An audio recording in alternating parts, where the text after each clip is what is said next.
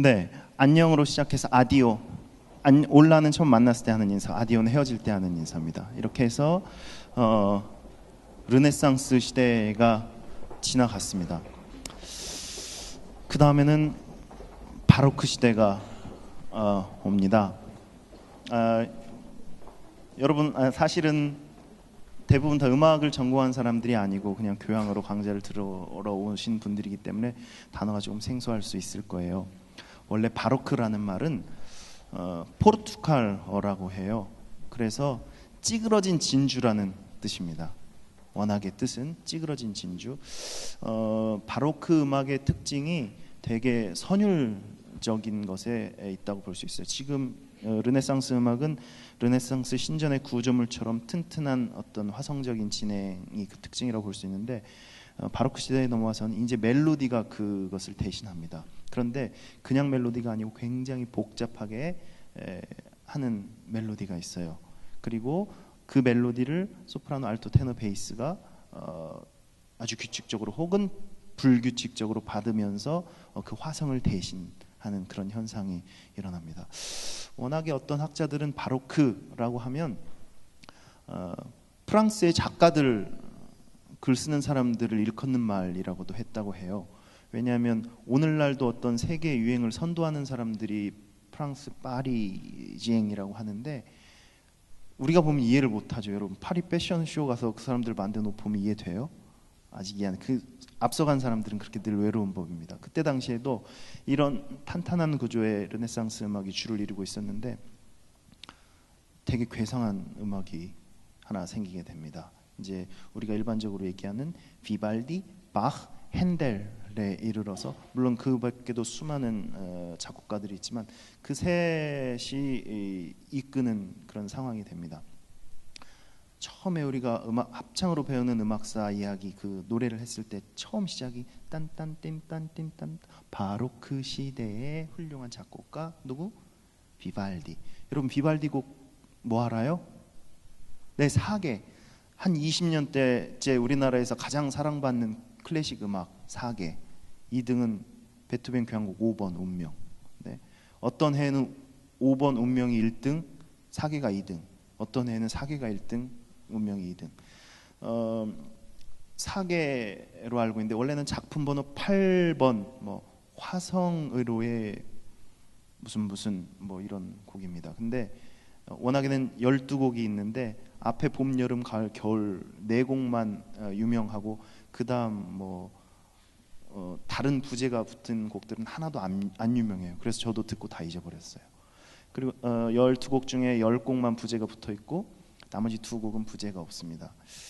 비발디는 워낙에 사제가 되려고 했었습니다. 그런데 천식으로 건강이 안 좋았대요.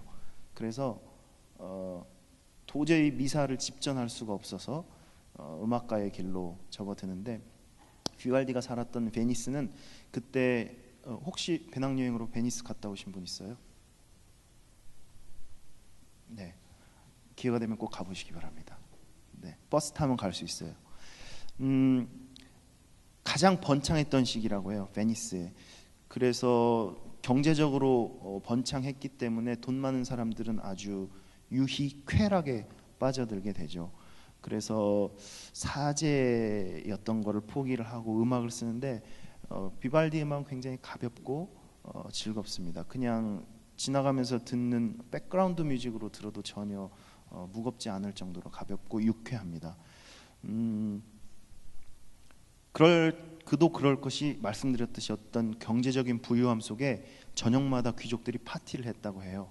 그래서 비발디가 저녁이 되면 자기 조수를 데리고 곤돌라를 타고, 베니스는 택시 대신 수상 택시인 그 곤돌라를 타고 다녀야 되니까 이 클럽 저 클럽 저 사롱을 다니면서 음악을 연주하고 부수입을 챙기는 그런 사람이었대요. 바하, 핸델은 워낙에 유명하지만 좀 어렵죠. 바흐는 그거하고 또 정반대인 사람입니다. 평생 사랑했던 처가 한 명 있었는데 사별해서 또 한 명과 한 20명의 자녀를 낳았고, 그리고 평생 동안 교회에 봉직하면서 좋은 음악들을 썼습니다. 약 1080곡 정도 번호가 매겨져 있는데 실제로는 한 1100곡 정도로 보면 된다고 해요. 그런데 어찌되었건 바흐도 20명의 자녀를 키우려면 굉장히 현실주의자가 되어야 됐죠. 그래서 직업 음악가로서의 어떤 궁정 악사로서 일을 했었지만 장례식이 있으면 가가지고 부수입으로 그 장례를 위한 곡을 작곡하고 연주를 하면서 수입을 한 현실주의자이기도 했고 20명의 자식을 키우려면 어쩔 수 없이 그런 현실주의자가 돼야 되겠지만 그런 현실주의자이면서도 끝없는 아름다운 음악을 창조해낸 걸 보면 그는 역시 훌륭한 예술가임에 틀림없습니다. 조금 반대된 사람이 있는데 이제 핸델이에요. 핸델은 여러분 메시아는 들어보셨죠? 이렇게 반응이 없으면 허탈하죠.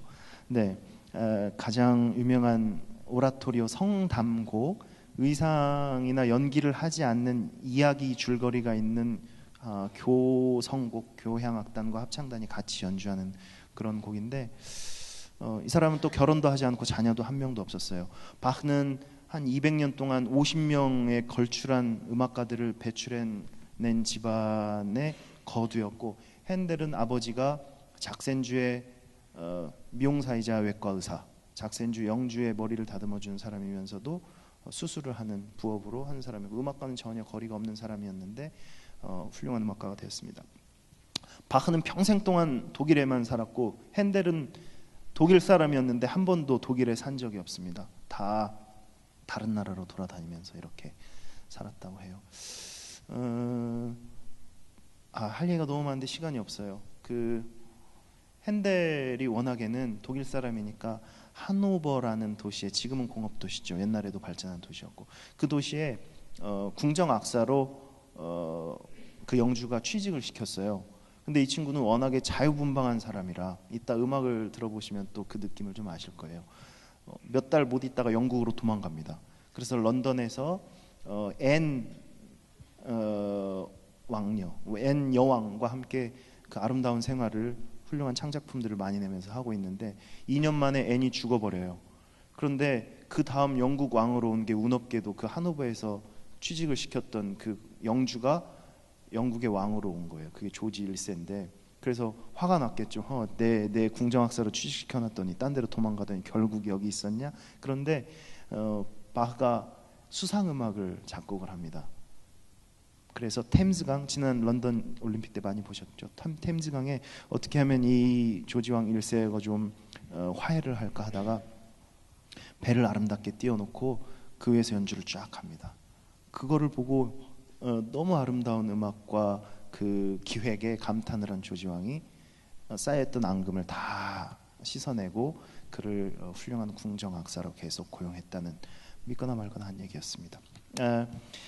And He Shall Purify는 오라토리오 메시아 중에 나오는 합창곡인데 말씀드렸듯이 왜 찌그러진 진주를 바로크 음악이라고 했는가?